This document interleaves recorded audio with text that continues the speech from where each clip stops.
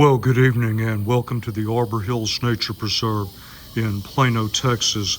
Tonight's exercise is a field test of the Wuben E8. This light is currently on Kickstarter. Wuben sent me a pre-release version of the light for field testing in advance of the Kickstarter announcement. Unfortunately, with my current backlog and some really bad luck with weather, I was not able to get the field test out before the Kickstarter announcement. Now, another thing about Kickstarter and pre-releases is that what you're going to see here tonight will likely be very different from the production release, so please keep that in mind. Now, I've got to take care of some business. Wuben describes this as, I believe it was a playful modular EDC light. Playful. Well, I don't know. I'll try to put this, shall we say, gently. I have more of a military, law enforcement, private security, executive protection outlook when it comes to gear. I do not buy anything that is playful or purely aesthetic. So if you have a similar background and a similar outlook, then I'm just going to tell you this up front. It's only going to get worse. Okay, this is not the droid you're looking for. And once Kickstarter is complete, it's going to be even further away from the droid that you're looking for. So, best thing you can do is just shut this video down right now, go on to something else. I thank you for your time. Now, on the other hand, if the word playful in a flashlight appeals to you and you are very heavy on aesthetics, well, continue on. You might find something here that you're really interested in. Let me just go one side to the other. So this is your battery right here. You unscrew that. That's also the only lockout that you have currently available.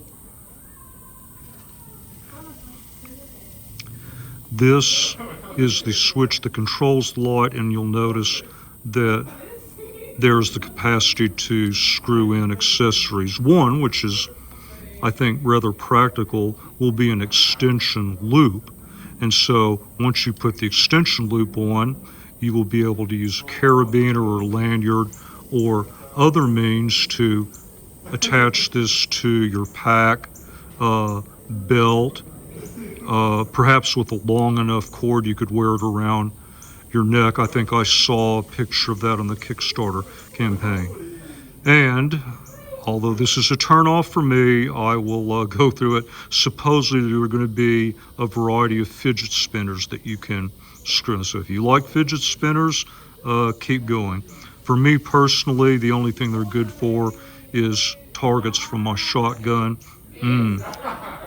12 gauge triple aught Magnum buck. Oh yeah. Very nice and sturdy clip here. And from what I understand, you'll be able to do some customization with the outside of the clip as well. So, if you really like aesthetics, if you want to have a piece of gear that you can make your own personal statement, then you're probably going to like this light. Now, I believe Wuben calls these shells.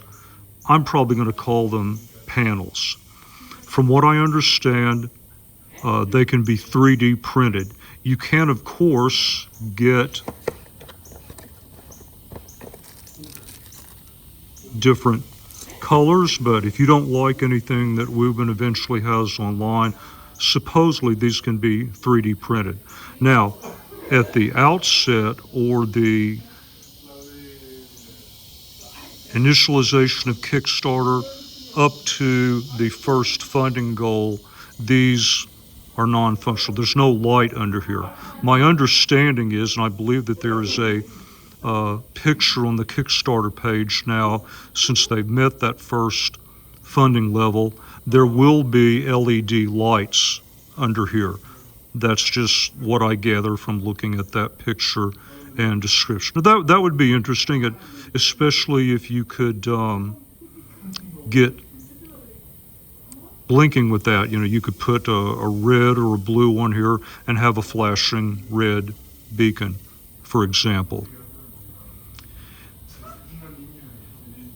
2 white LEDs, 1 UV. UI is very simple. Full clicks on and off.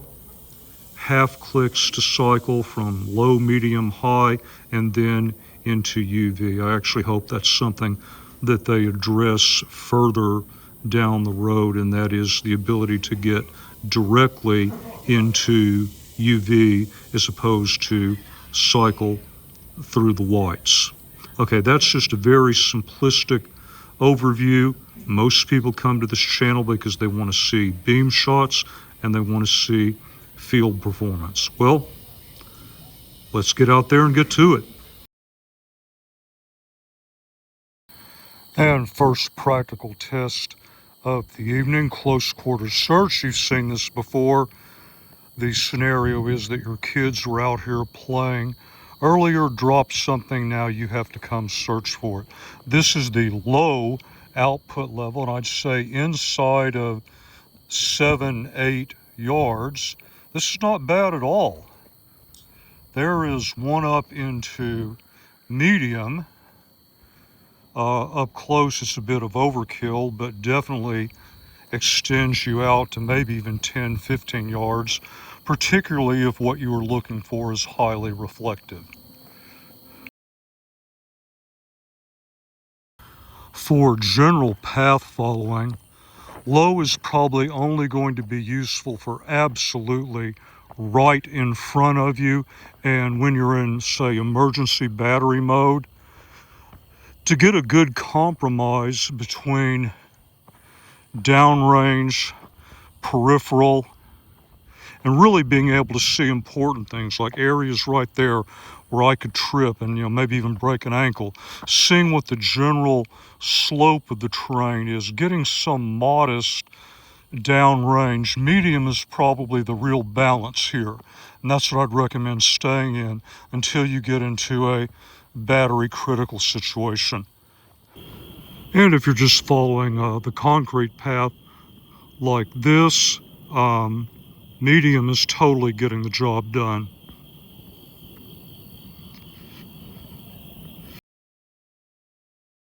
And let's take another look at high. Line of sight with all this growth, I'm just guessing is about 28. I might be eking out 30 yards. Then pan around to the right. You might have seen this before. Really hard to get detail with all this growth. Let me step back out here. And that's another quick look in high.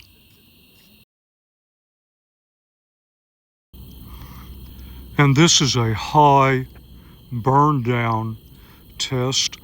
I've never filmed in this specific spot before, but this is a very low candela light, and it seemed like this was an appropriate area. I'm just going to have to guess maybe 50-55 to the far edge of that tree line. I have not had a chance to step it off. Now, with what little specification information I have, the first ramp down should be in about a minute, and it should be a significant ramp down, maybe as much as a quarter of the original output level, very approximately, very roughly. This is why I like to run the actual field test.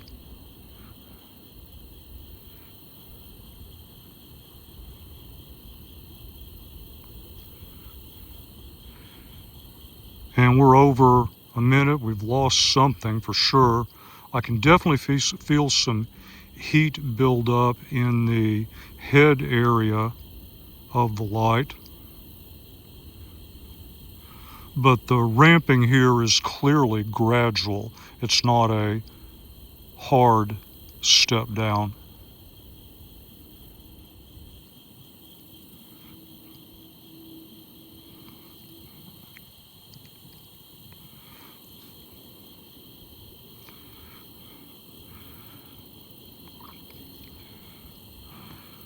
We are approaching 2 minutes. I've definitely lost the ability to reach back to the far end or the farthest end of that tree line, but this is still very useful illumination, and while there is some heat in the head area of the light, it's not annoying. I would not have any problem using the light in this current state. Now, will it be like this with a production model? I have no idea. All I can test is what's in my hand, what was given to me by the vendor.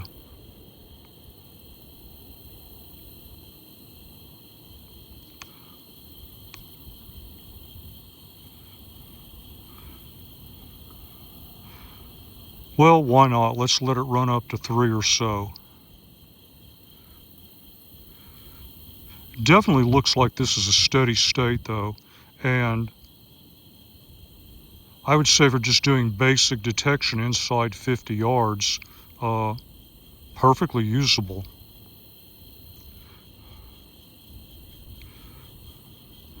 All right, well that's about it. Let's go look at that UV. Now this UV is perfectly adequate for general indoor use. I was a little bit concerned, but so far I'm about a yard or so away up here at Scorpion City, and it's showing itself to be reasonably useful for outdoor use as well. Oh, there we go.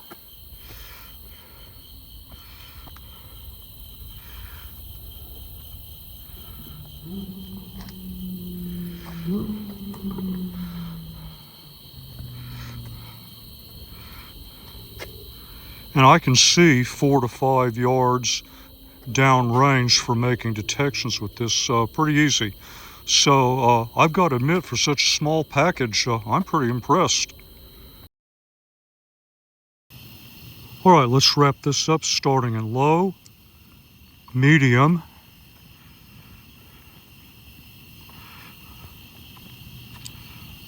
and high. Much darker area, really easier to get well back 50 yards plus. Now I found the primary switch very easy to work. It's the middle of summer in Texas, and we do have a very good breeze tonight, so my hands did not sweat as much as they might otherwise, but I didn't find those shells or panels really all that slick. So I guess now you've seen the performance, and it's time to decide whether or not you want to consider moving forward. Open up the video description. The Kickstarter link is there. Straight up, this light is not for everyone. You already know what I think. I'll bypass that. Do you want a light that has decent functionality? It's extremely customizable, easy to make, highly individualistic. If you want to wear something that makes a fashion statement, do you like fidget spinners on your light? If any of those things describe you, well, time to move forward. If not, time to join my camp. But regardless of which side of that coin you're on, that's it for me tonight. And as always, until the next review, thank you very much for your time, and thank you for watching the video.